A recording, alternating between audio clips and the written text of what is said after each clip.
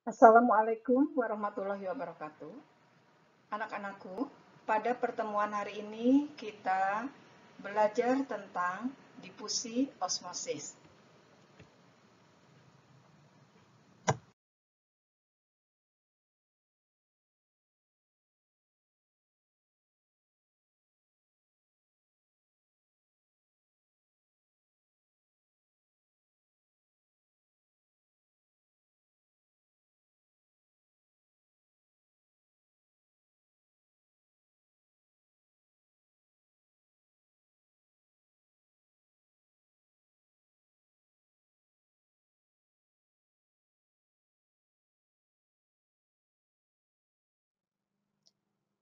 Baiklah, materi pembelajaran tentang difusi dan osmosis. Mekanisme transport melalui membran plasma dapat terjadi secara pasif atau aktif. Apa bedanya transportasi pasif dengan aktif? Yang pertama, transportasi pasif. Transport ion, molekul, dan senyawa yang tidak memerlukan energi untuk melewati membran plasma. Contohnya adalah osmosis dan difusi.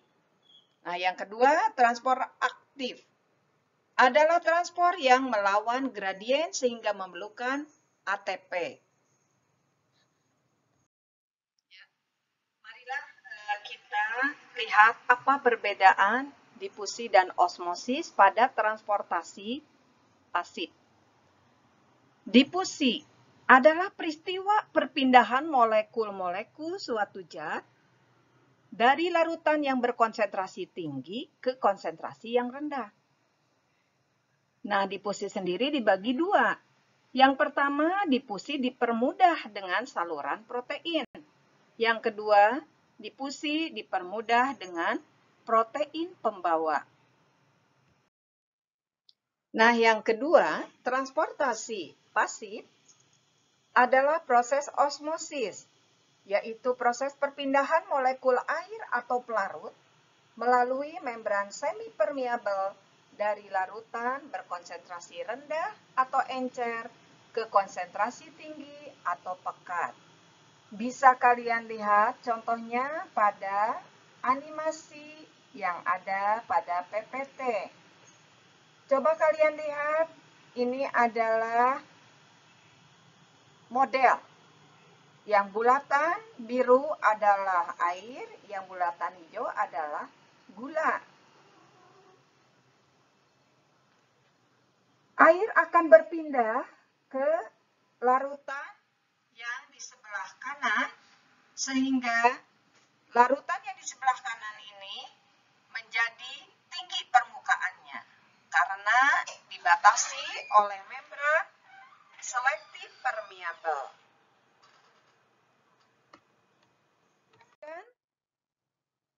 Bagaimana contoh-contoh di kehidupan nyata proses osmosis ini? Nah, kondisi osmotik sel yang bervariasi selalu dialami oleh sel hewan maupun tumbuhan. Contohnya, osmosis pada sel hewan. Sel-sel hewan dipertahankan dalam keadaan isotonik, yaitu keadaan konsentrasi air di sekeliling sel sama dengan konsentrasi air di dalam sel. Contohnya adalah sel darah merah tetap stabil bentuknya bila ditempatkan pada larutan garam 1%. Contoh yang kedua, sel darah merah akan mengembang terus bila ditempatkan di lingkungan yang hipotonik atau encer. Jika terjadi terus-menerus, mengakibatkan hemolisis, hancurnya hemoglobin. Bagaimana pergerakannya air ke dalam sel? Ini disebut dengan endoosmosis, bergerak ke dalam sel. Yang ketiga, pada lingkungan hipertonik atau konsentrasi pekat, mengakibatkan air di dalam sel mengalir keluar secara eksoosmosis hingga sel mengkerut atau krenasi. Nah, ini contohnya.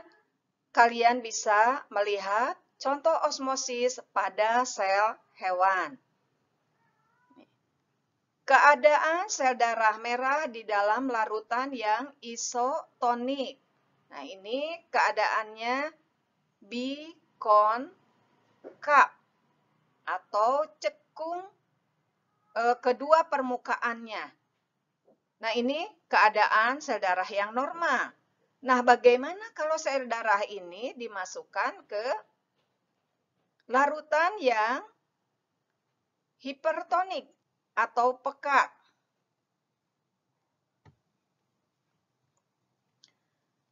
Maka apa yang terjadi?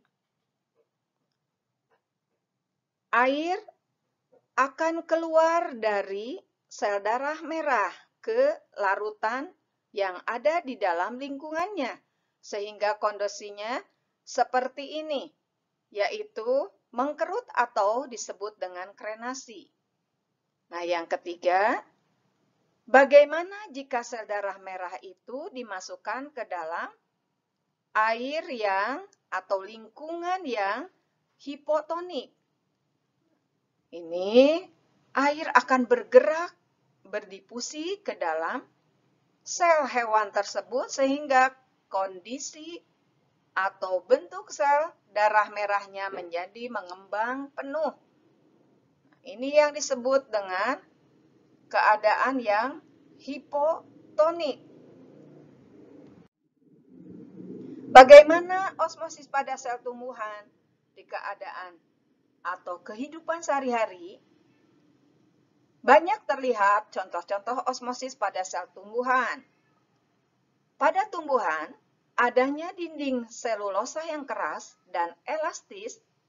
Sel tumbuhan dapat membatasi volume sel serta mempertahankan agar tidak pecah.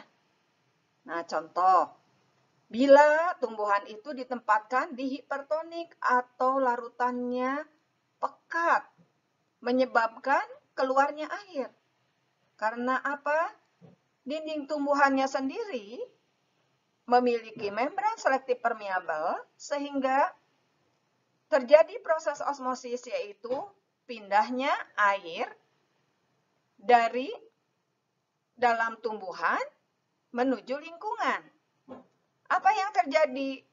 Contohnya, sel tumbuhan diletakkan pada larutan garam 1%, maka sitoplasma mengkerut dan membran plasma lepas dari dinding sel.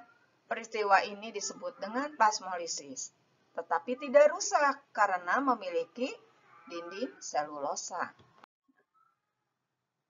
Contoh lain atau gambar yang diamati dari praktikum sel menggunakan beberapa kondisi larutan. Seperti ini, 20% sukrosa ditambahkan di larutan, apa yang terjadi?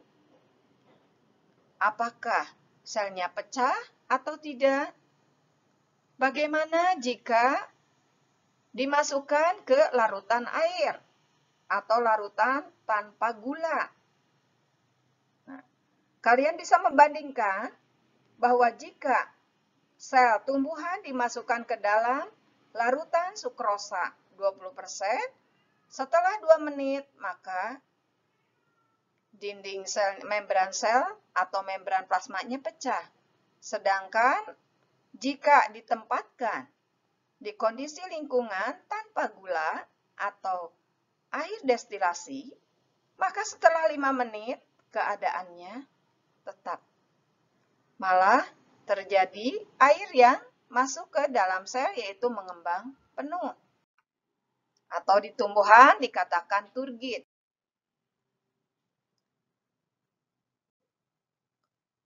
Bagaimana bila ditempatkan hipotonik? Contoh Aquades, air akan masuk ke dalam sel tumbuhan terus membengkak seperti yang ditampilkan pada gambar sebelumnya.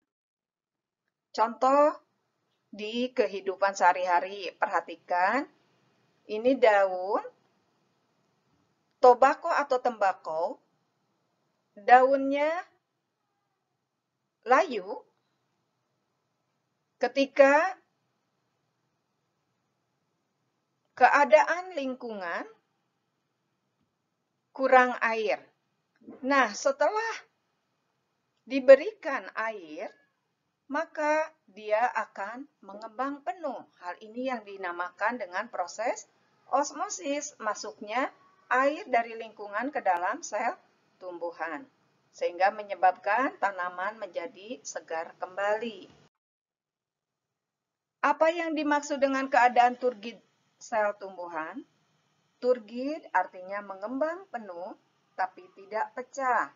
Contoh bisa dilihat dari perubahan dari stomata yang tadinya turgid, kemudian bagaimana keadaan jika menutup stomata.